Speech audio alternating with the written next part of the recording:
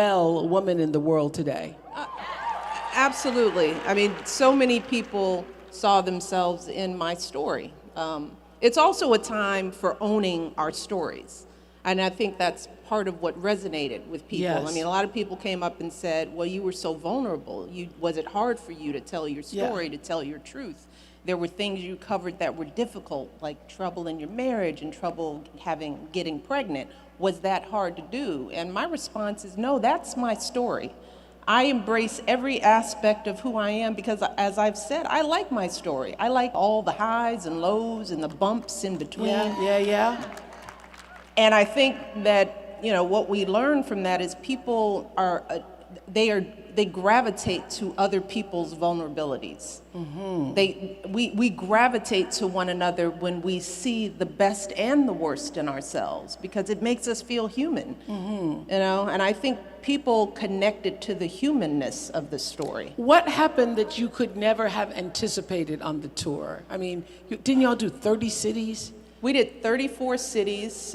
We did Europe, a tour in Europe. But I think that, and I won't say that it was surprising because we're feeling it here, is that people are hungry for connection. They're hungry for community. What's happening here is that there are people gathering together. They're moving outside of their individual lives and the loneliness that can come with social media obsession and Instagram worlds. We feel lonely. And when we come together in a space like this, for whatever the reason, whether it's to hear about a book or to talk about health or to see Oprah, it reminds us that we are not so unalike, and people are hungry for that, and it's that hunger, and I don't take any credit for it. I don't think, I think we underestimate the desire for people to feel a connection to each other. I know, and all of the granted. people in this room paid money to come out to give up a Saturday, and we know all that Saturday means. And as I said, ain't nobody twerking on this stage. Yeah. People are talking and having conversations. Yes. But the current climate speaks down to people. We think that people don't want to talk about books and talk about deep things and to, really be self-reflective. Speaking of the current climate, one of the things that you have now become famous forever for is that when they go low, we go high. And that ain't always easy, y'all. And it's not always easy. And what I wanted to ask you that in this climate where low has taken new lows, how do you maintain a high and not appear to be passive and not lose your equilibrium because low is going lower? Yeah. Yes. Well, because going low is easy, which is why people go to it. It's easy to go low. It's easy to lead by fear. It's easy to be divisive. It's easy to make people feel afraid. Mm-hmm. That's the easy thing, and it's also the short-term thing. And for me, what I learned from my husband, what I learned in 8 years at the White House is that this life, this world, our responsibility in it is so much bigger than us. Right. So what I have to keep in mind is usually when I want to go low, it's all about my own ego. It's not about solving anything. It's not about fixing anything. It's about seeking revenge on the thing that happened to you. Yeah. And when you, as Oprah, you talk about purpose and what it's all about. And my purpose on this planet is not to just take care of my own little ego. There is a bigger purpose for me out there. So when I respond to something, I have to think about that light I'm trying to shine. What role model am I trying to be? What are the words that I'm going to say, and how will it affect young people who are looking at me? That's the bigger picture that puts you in a position to think high. Because if you're thinking about the long term, you don't take the short term measure of getting even with somebody right here and now today because it makes you feel good in the moment. If it's not going to fix a problem, if it's not going to move the needle, then you're not going high. You're just being selfish. Yeah, I was going to ask you that because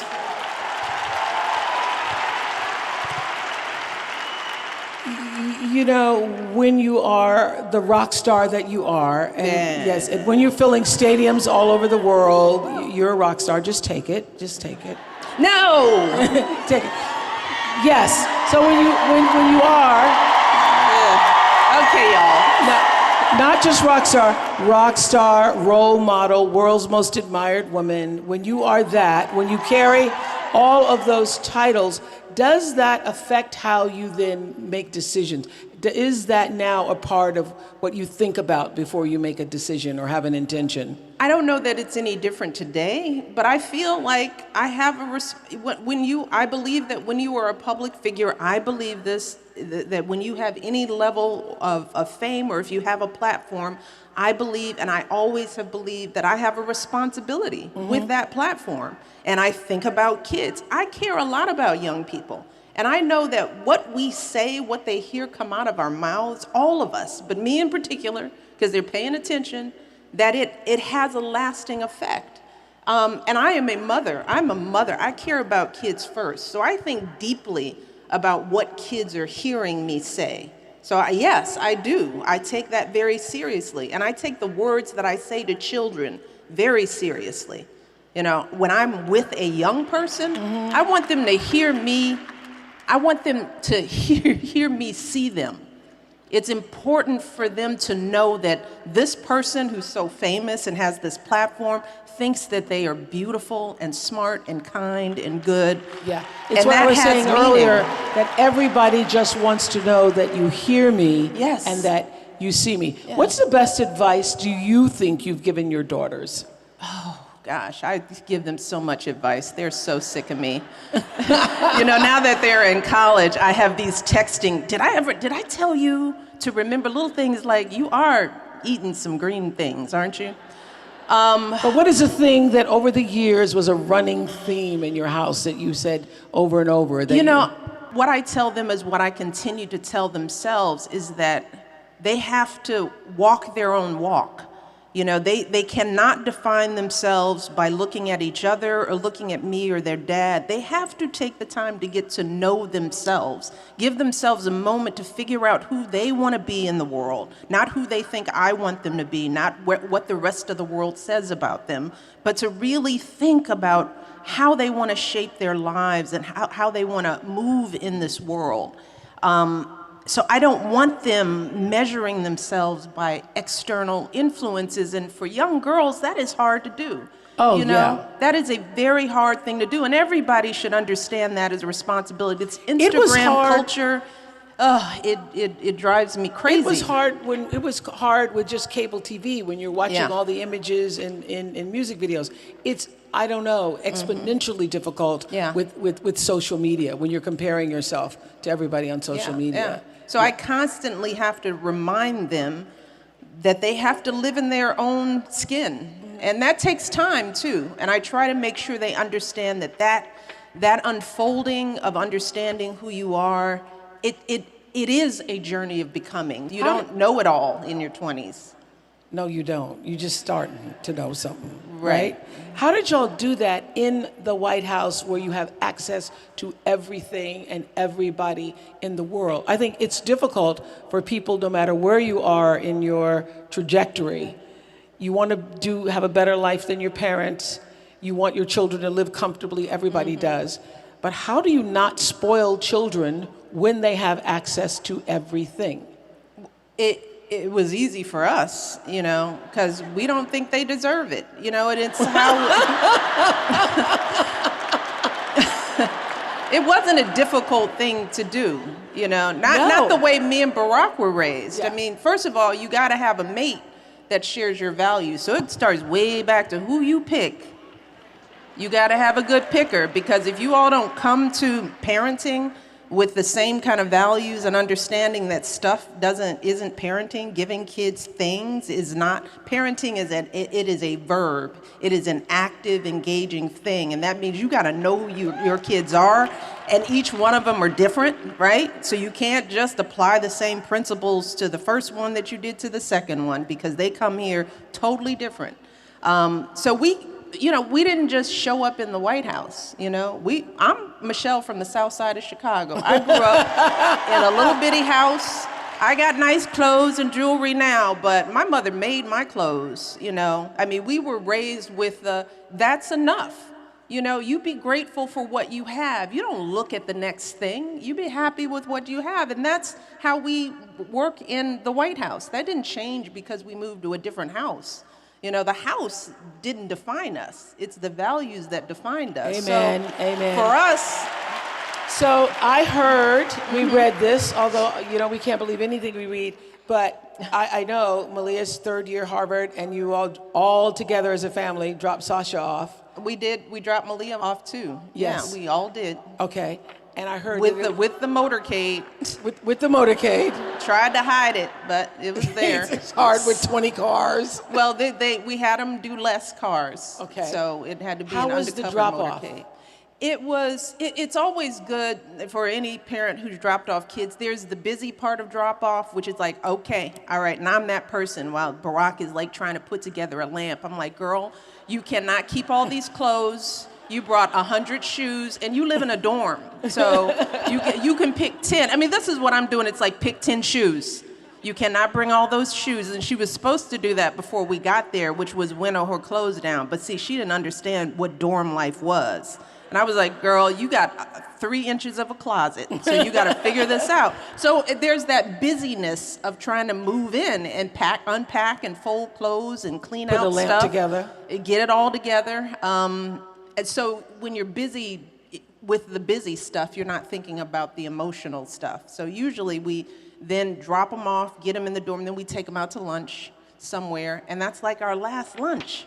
And when the emotions come is when we are getting in our cars and getting on a plane and leaving our babies, and they're going somewhere where they will now live. That's when it hits you. It's like we all start choking up. It was just like, this is the time when I know you're leaving. Yeah. And so we all, you know, try to hold it together. We tried to hold it together to get her in the car so she wouldn't start crying. And then me and Barack, we bawled like babies. You know, Barack gets that ugly, loud cry, like, you know. He did that at Malia's graduation. Like, we're sitting there, he had his sunglasses on, and speeches are happening, and, you know, we're all chatting, and we hear, and we look down like, are you okay? He's like, he's gonna kill me for telling that story to all of you. Don't tell him. Don't tell him. So this year is the first time you all have been empty nesters. And what's that like? I mean, is so isn't good, it interesting? y'all. Is it? Mm-hmm. Mm-hmm. No, it is really good. Because doesn't the actual energy of the house change? Yeah. It's good. No, what I'm saying is that parenting takes up a lot of emotional space. And, you know, my husband was busy being president, so I don't think he understood how much time and energy. Don't we wish? Yes. Yeah. Don't we wish? Yes. Just vote, y'all. That's all I'm saying. Just vote. But anyway, we digress.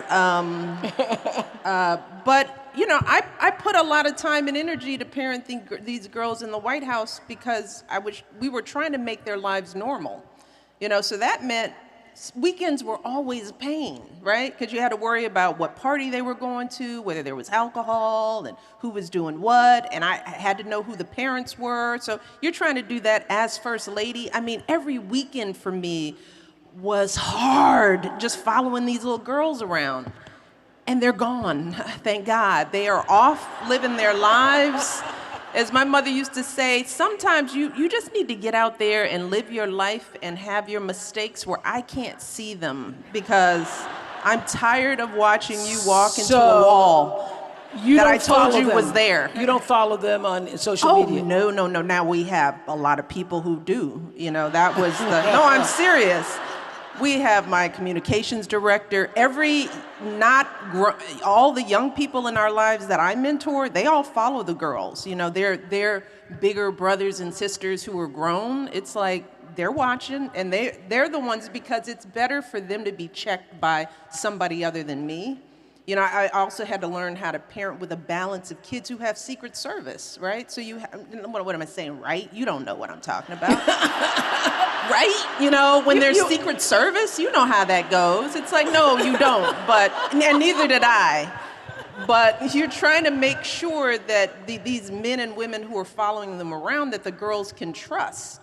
So I had to get my information about what they were doing or not doing just the same way everybody else, from other parents and other kids who will tell on each other. You know, that takes that takes some energy. And now all that energy can now place back on me, and figuring out my next chapter. You know, how I want to spend the rest of my life, what I want to do, what I choose to do. What your 2020 vision is and beyond. Exactly. Exactly. Exactly. So, do you all actually now do you have more time for each other to spend? Yes. Yes. So, and more emotional time. Really? More emotional energy. I mean, it's just me and him and Bo and Sonny at dinner. And they don't talk. The dogs don't. So, we're looking at each other. And you're celebrating 28, right? It'll be 28 this 28 year. 28 years. Yeah. Now, that's real time. Your husband recently posted a message. You all see this message that he posted on Michelle's birthday on social media? And he said that in every scene, you are my star. Oh.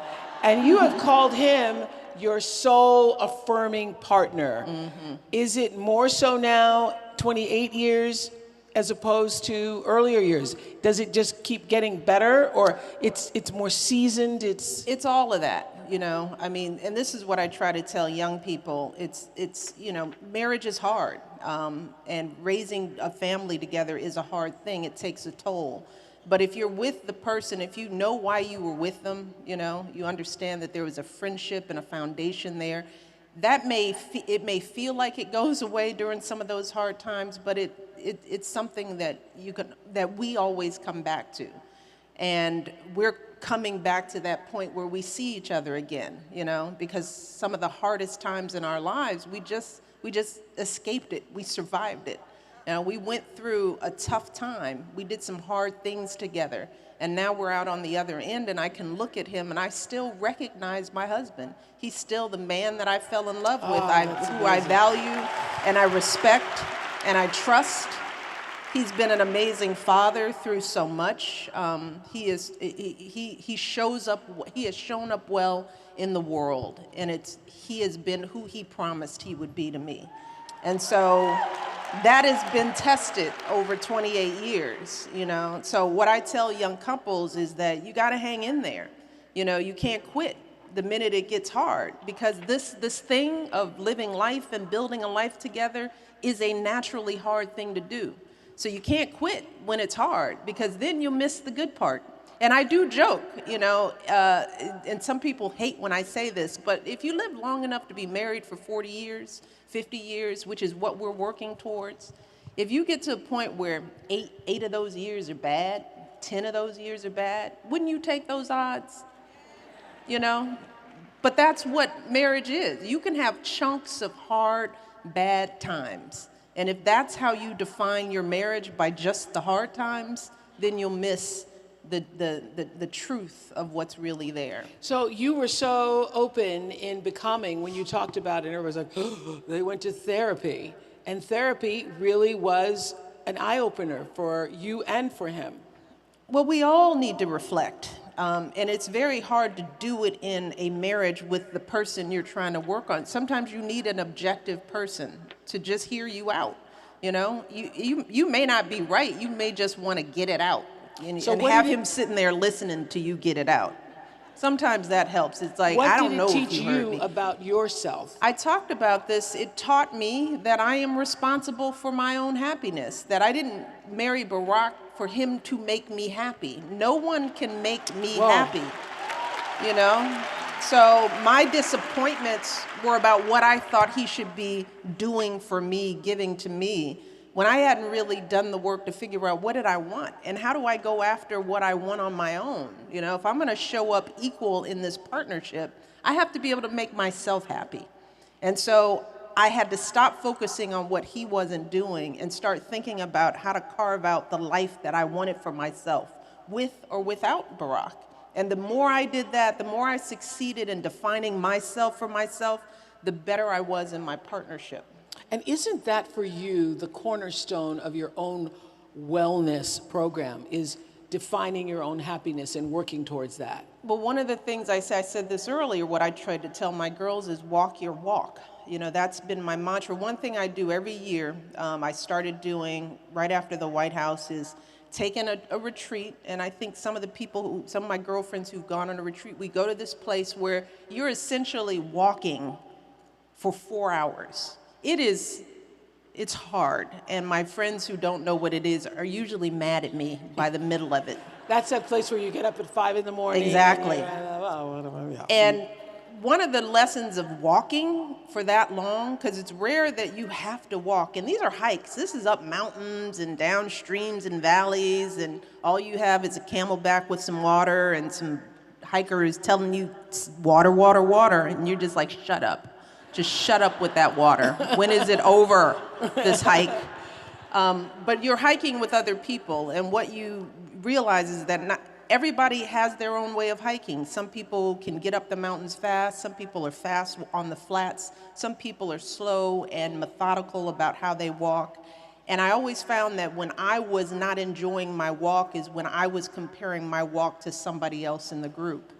And I had to sort of start telling myself over these 4 hours, stop comparing yourself to the person walking ahead of you or behind you. Walk your walk. Do your walk. Why are you here? How fast do you need to go? How fast do you need to take that incline to get through it? Because if you do what she did in front of you, you won't make it. So for me, the message that I always have to tell myself is, what is my journey? What is my definition of health for me? Not what I see in a magazine, you know, because the people in magazines don't look like us. They don't even set it up to look like us. They don't even look like that, right? So yeah, I sometimes am at a photo shoot. Have you ever looked around the photo shoot? At last photo shoot, I counted 47 people. Oh, yeah, those are. Yeah. This is also rich people's problems, talking about photo shoots, right? And in my photo shoot, girl, there were like 100 people. Girl, my last photo shoot, yes. But I'm just saying, it requires so many people to make you look like this, right? Yes. Somebody put these bracelets on me, and then they moved one over there, and I was like, why'd you move that one? Why that one? But who's got time to figure it out? They just push you out on stage. Just get out there. This is sort of my walk, but it's somebody else's walk too, this look. I was talking to Tina Fey recently, and she said that she's at a stage now where she appreciates that she has moved through life in a few different body shapes. Yeah. What do you appreciate most now about your body today? It's mine, all mine, and it's a healthy body that works every day, and I try hard not to judge it, and it is different. I mean, you have to get to know your body, because what this body is at 56 isn't this. I can't do the same thing that I did when I was 36. It's not the same body. We're living things. We're not machines. You know, we run out of gas. We need fuel. We need sunshine and light. We have to take care of ourselves, and when you don't, as you get older, just like any living thing, it begins to fail on you. And for me, I'm trying to figure out what is that balance that I need to make sure that this body that God gave me, that I'm taking care of it the best that I can, and that it will serve me well as I get older. And that isn't doing that. What I did at 30 does not take care of this body at 56. So I can't look at some little kid in the gym next to me and even want to walk her walk, because she's 30, you know, and I'm 56 with a 56-year-old body, and I love my body, you know. And as a child growing up with a father with a disability who could not walk, my father would have given anything to have any one of my legs. For me to judge that and not to just embrace it and be happy that I'm alive, moving, able to move. I have to tell myself, appreciate what God gave you and take care of that. And be balanced about it. I like that you so freely speak the number 56. Yay, for me. Yay. Doggone it. I love that. Yay, because 56. you have been around women, we all have, and men too, like, oh, I'm not going to say the number, and oh my gosh, I'm turning 40, and oh my gosh, I'm turning 50. You never had any of that. We are so ridiculous as women, we are struggling with so much, just the notion too. The other thing, we don't want to talk about our age, and then we want to act like we should look like we did when we're 20, When, I'm sorry, men, y'all can look any kind of way, and it seems to be okay. I told my daughters, because as they're getting older, they start to judge themselves, and it's interesting when they talk about, well, I couldn't fit in my jeans that I had last year. And I said, but you're a whole nother year older. You're now becoming a woman. You don't have a child's body. That's like saying, at 20, I'm really upset that I couldn't wear my favorite overalls anymore when I was 10. Yeah. That's as ridiculous as it is at 56 to think that I should look like I did when I was 36, or for anyone to judge me like that, or to judge a woman like that. We're aging. Well, and we're our in this bodies culture where people are trying to stop it. Yes. And then you have all of these frozen faces. Yes. And let me tell you, when you're in nobody a says photo line, now this is another thing most people, when you're in a photo line and everybody looks the same, and you're like, didn't I just meet you? Like, nope. Y'all just have the same lips. It's like, and the same forehead. And the stop same, it. Yeah. Let it go. That's pretty funny. I just met you. No, I didn't. But we have to embrace our change. And I'm lecturing to myself truthfully, ladies, because I struggle with this too. I struggle with looking at the mirror going, and I hate looking at myself. I hate listening to my voice. I hate watching myself on tape, because I'm constantly judging myself too, just like everybody else. Really, are you still? I was going to ask you, is there any self-doubt left? Yes. I remember because I opened or interviewed you at the very first tour stop in Chicago. I remember and that. We were yes. a little nervous. We prayed backstage because that was the first one. Mm-hmm. And I remember you were anxious. And I read somewhere where you said you weren't even sure people would show up. Yeah, exactly. It's like, I lived in a cocoon of the White House for 8 years. I knew sort of kind of that people maybe sort of liked me. Might be interested in the book. I don't know. The people who had read, you guys, I wasn't fishing for a compliment. Not everybody likes me though. Some people think I'm the devil incarnate. When you're in politics, you get the good and the venom too. And that's why in the book I remind people, look, people called me all kinds of things when I was campaigning for Barack. When it was a competition, they called me un-American, and this stuff sticks with you. Men talked about the size of my butt. There were people who were telling me I was angry. That stuff hurts. And it makes you sort of wonder, what are people seeing? Yes. So that stuff is there. And look, I'm a black woman in America. And, we're not always made to feel beautiful. So there's still that, there's still that baggage that we carry. And not everybody can relate to that. But yes, there is baggage that I carry just like anybody else. Well, I was wondering if touring the world, filling arenas and stadiums around the world, helped to release some of that self-doubt. The release doesn't come from the adoration or the book sales. The work is still from within. That's the thing. That's the thing. It's the voices in my head. It's not y'all. It's me, you know? It's me changing the playbook, the recording in my head that has been played over and over again. And that's what a lot of women, that's why I take what children hear from me. You know, I take that very seriously because my voice becomes the recording in their head. So what could that voice possibly be saying to you at this point that brings self-doubt? It's always, are you working hard enough? Is there, are you using this platform for a good purpose? Are you focused on what other people need? Are you getting outside of your own ego? That's, we're constantly checking that with the work that we're doing. I mean, I just spent a year on a book tour talking about me. It feels like that's enough. Now let's talk about somebody else's story.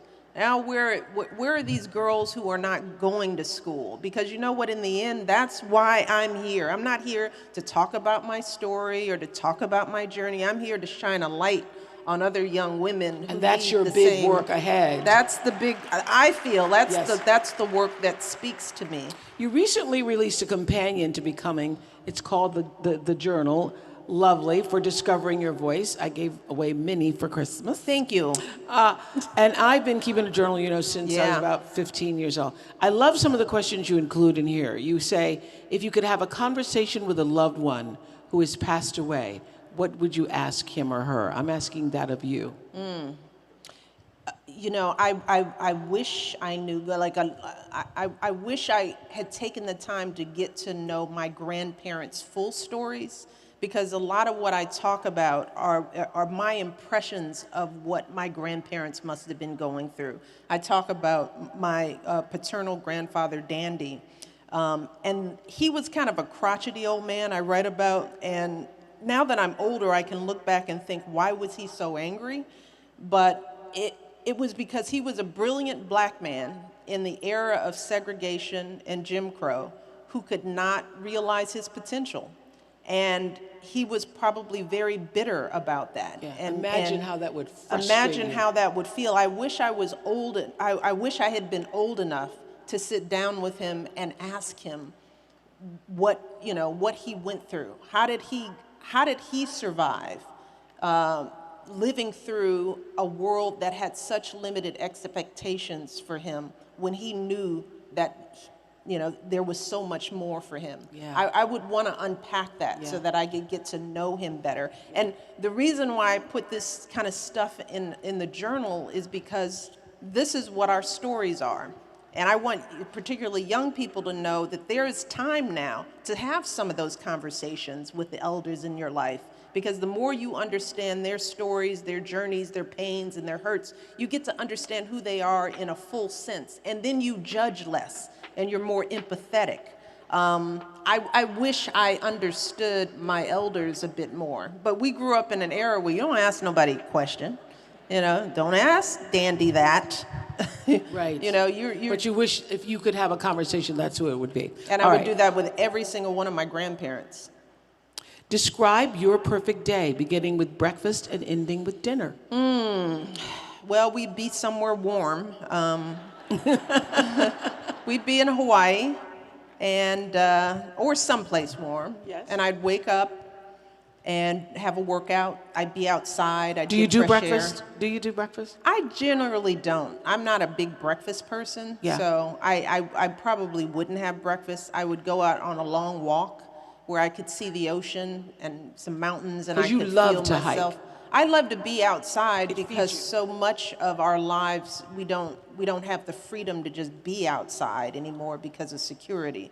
So both Barack and I crave a chance to be outdoors. And I would take a long walk, and I would come home, and I would have lunch with my husband, and I would sit on the beach, and I'd read, or I'd talk to some of my girlfriends, because I love living in my community. I love to have people around. Our house is usually full of people. Do you still cook? No. Not a stick of cooking. That is not one of the things that I need in defining myself. I don't need to cook. It's not on my personal list. Now, I know, Oprah, you like to cook. But I like to cook when I want to. Yes, I don't ever want to. Okay. Like, I can make some hot water cornbread. I'm just being honest. I can cook. You can cook? Yes, I can. Because you did it for many years. I did it for a lot. I was like, proved it can cook for y'all. You've been fed by me. You don't do it anymore. No. And he doesn't either. No, he doesn't either. How do you look after yourself after a bad day? That's another one of your journal questions. How do I look after myself after a bad day? I tune out the world that is making me feel bad because it's usually something external. I just take a break from what's making me feel bad. How much TV do you watch? I watch TV, but I watch like I like HGTV. and I got into this habit because I never wanted to like get caught watching something where I would be mentioned or my husband. So that cancels out like most of the news, right? Right. So you don't watch the news? How do you all monitor news in your house? We get clips and I get news on my feed and I kind of tune in. I have a whole communications team. So when something goes down, they will like, you need to see this. So I had to learn how to do that in the White House because if you don't block it out, it can eat you up. I mean, so if I come to your house, like the TV is not going to be on all over the house. No. You go to Gail's house, all the TVs are on. Oh, yeah, no. All the TVs on. Yeah, no. Literally, so that when you go from room to room, it's on in Oh, no, that would drive me crazy. That would sap me of all that was good inside. Yeah, so you you don't. No. Watch news. But what is your favorite TV show? Oh, God, I have a lot of favorite TV shows. I love Blackish and Grownish and all the ishes. I love comedy. I started watching Schitt's Creek on Netflix. Hilarious. It's kind of the takeoff on, like modern day takeoff on Green Acres for young people. That was a show that was on a long time ago. A long time ago, yeah. So I like comedies. I love the Marvelous Mrs. Maisel. I like that too. I love TV. I love watching TV. I probably watch a little too much TV. I wanted now to ask that you I'm this. listening to myself. I was going to there's this question. Mrs. Kennedy told a story a long time ago about watching a congressman's wife sneaking silverware in her bag at the White House. So I'm wondering if you saw any weird behavior you witnessed at a White House event. Oh, God, yeah. People, because people usually are nervous when they come to the White House. So, like, if there's a party, people usually overdrink because they're nervous, right? Because they don't know what to expect. But you can see, and the drinks at the White House are strong. So we have seen some people falling out in ways that, and I'm not going to mention any names, but we've seen some spanks and some stuff. Okay, who's the most fun to sit next to at a state dinner? Stephen Colbert was a fun dinner date because he's so cute and charming and he's smart, so he actually knows what's going on. And he'll say things in your ear, that are like, stop it. We're not supposed to be laughing at this time. So he was a lovely dinner date. And I don't think he knew that he was going to be sitting next to me. I don't even think he understood why he was invited. So he tells this story. He's like, and then he looked at his wife, and he's like, I'm sitting next to Michelle Obama. And he said all she said was, don't embarrass me. So I like her. What's the last new thing you mastered? The last new thing I mastered? I don't know. Okay. That's hard. The last new thing I mastered. I'm drawing a blank here. Maybe I need to master something. I've just started yoga and Do you like it? I do, because this is something I need because I'm getting old, so I got to be flexible. I think being flexible is the most important thing. The older you get, the more important it is. So there are all these crazy yoga poses that, like we went the day before yesterday, and they were trying to have us do something where our chin was on the ground. They kicked their legs up, and I was like, I'm about to talk to Oprah. I cannot have a bruised chin that I have to explain to people because I'm trying some stupid yoga pose. So I was going to ask you, my next question was, what is the last thing that you did that made you feel genuinely older? Oh, any conversation with a young person,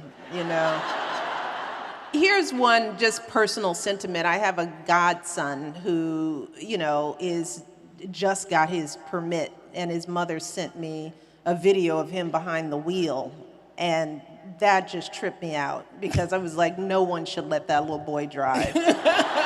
He's on the road. I mean, he was the kind of kid, like the girls would go over his house when they were little and they'd come back with scratches on their face because he was a wild little boy when he was little. And I would come home and it's like, oh, you must have been at, we call him Booch, you must have been at Booch's house because your face is all scratched up.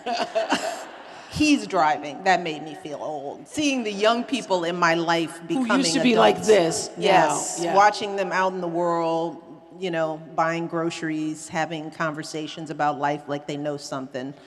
That makes, the thing about young people though, it's like their baby comes out, it's like my children can be all elegant and saying interesting points, and then I get a FaceTime because somebody doesn't know how to get a stain out of their duvet cover. And I'm like, oh, you're still a baby because you don't even know how to do laundry right yet. So, but that kind of stuff makes me feel old. I was asking earlier, Julianne was out and she was talking about her superpower is dance. What is yours? I don't, I have a hard time thinking about it as a superpower, but, I hope it's making people feel seen. I hope that that's my superpower, that I make the people that I come in contact with feel seen and heard, especially young people. I hope I have that power to make them feel relevant and whole. And to deliver to them what I didn't have when I was that age, like the sense of importance and relevance in the world. I hope that's my superpower. Yeah. I hope my superpower is empathy. I try very hard, even in these times, to understand what people are going through when they're angry or hateful or when they're doing things that just don't feel right. I try to stand in their shoes and say, there's got to be something, there's got to be a context that I can understand that helps me see how you see the world so that I can connect with you on some level. And I think that's one thing that's missing in all of us, is just the ability to stand in somebody else's shoes and understand their pain, their hurt, their fears, their loss. And to see them beyond their anger. Yeah, I think empathy is your superpower. And I'm also wondering, like, every time we see you, I've seen you out since 2016, you look like, and so does Barack Obama, like you really discovered what living your best life means. It seems like you all took living your best life to a new level. Have you? We're happy people. But did you get happier leaving the White House? Yeah. You got happier. Look, it was an honor to serve. It was the biggest privilege of my life to serve as this nation's First Lady. And I will continue to work to try to be a person of service, to try to make sure that my life means something to somebody else. But those 8 years were hard. It's a hard job and it takes a toll. So anything after that, it's like they look really happy, and it's like, yeah, because it's not that. Yes, because it's not that. So yeah, we are happy people, but why wouldn't we be? We have our health, we have each other, We have a sense of purpose, you know. I mean, there are things to complain about, he and I, but we, the two of us, we don't have anything to complain about. That's why we believe we owe so much, because to whom much is given, much is expected. So I cannot sit up here and complain about my life. What I'm worried about are the lives of the people who don't have a voice, the people who don't have jobs, the people who don't have health care. There's so many people who are struggling with things that, so it is a hard thing to me to look at the life I've been given and complain about anything.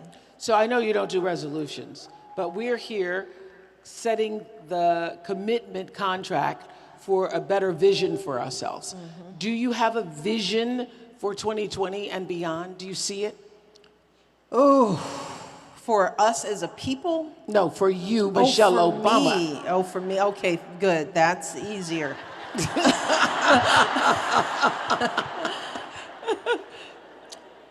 For me, the next phase of my journey of becoming is really continuing to make sure that what I do has meaning and purpose to somebody outside of myself.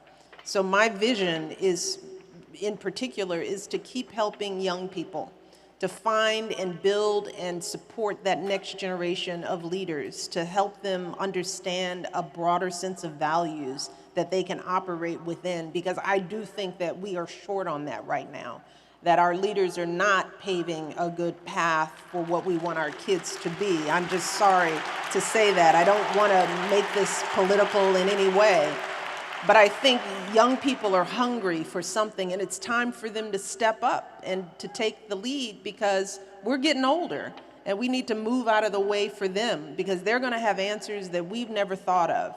So my hope is that I want to empower young people. I want to empower the next generation of politicians and community activists and teachers and doctors and lawyers. And I want to be a part of laying out a set of values and principles that we can all be proud of this country. You know, honesty, empathy, compassion, caring for others, and caring for the least of these. You said earlier, you've also made voter awareness a top priority for this year's presidential election. This year and every year. I mean, what I've said with voter registration is that this isn't something we can do every 4 years, because we have to change the habit of people in voting. We're not in the habit of being engaged citizens, and that's not something you do every 4 years. Okay, it's a presidential campaign, get registered. No, we have to be talking about this every day. When we want to do something in this country, when a company wants to market and sell something to us, they don't do it every 4 years. They do it every day, every minute, every 30 seconds. They're telling you what to buy, what to do. We need to do that with civic engagement, because people don't understand why government is important in their lives. Because I always say government doesn't have a marketing budget. It can't be on TV telling you what it's doing for you and your schools and your roads and your communities. So we start taking it for granted and thinking that this is all a game. But we have to be having these conversations every day, why it's important, why is it relevant, you know? And so, no, it's not just this year, it's every year. It's not just this election, it's every election. We have to change our culture in terms of our engagement in this political process. You've talked about being 56 in the shape that you're in. You work at this, though, every day. Do you have a wellness goal or wellness quotient for yourself? It is balance and understanding my walk. I've got to I'm trying to make sure I understand what healthy means for me, not compared to the person walking next to me, not the person in the magazine. I'm trying to understand what my blood pressure level should be, and what my flexibility should be, and what cardio means for me, and when do I feel good? Because we can also overdo it, right? We can work out so hard and diet so much that we might be thin and look a certain way, but our bodies are broken inside because we're not walking our path, we're walking somebody else's path. So I am trying to figure that out every day, and it changes, because women, our bodies change drastically in comparison to men. We're going through menopause.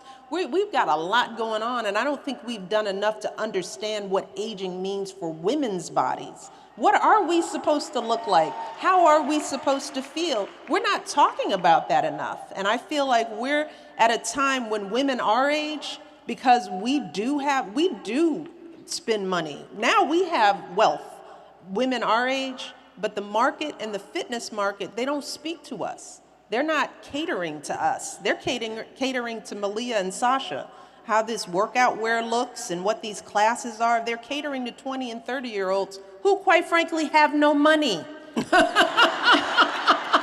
How is that? So I want to make it, I want to push these industries to start thinking about us, women, mature women, so that we're operating with real good information about what we should be wanting. But for me, I have to figure out, in the absence of that information, I've got to seek it out for myself and stop comparing myself to the woman next to me. You don't have to compare, because you know what you represent? You represent what Maya Angelou said in one of her poems: "You make me proud to spell my name, W-O-M-A-N. You.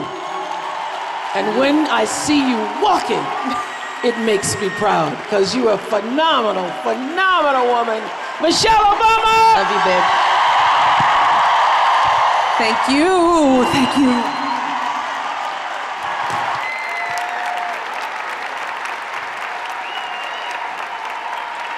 Michelle Obama!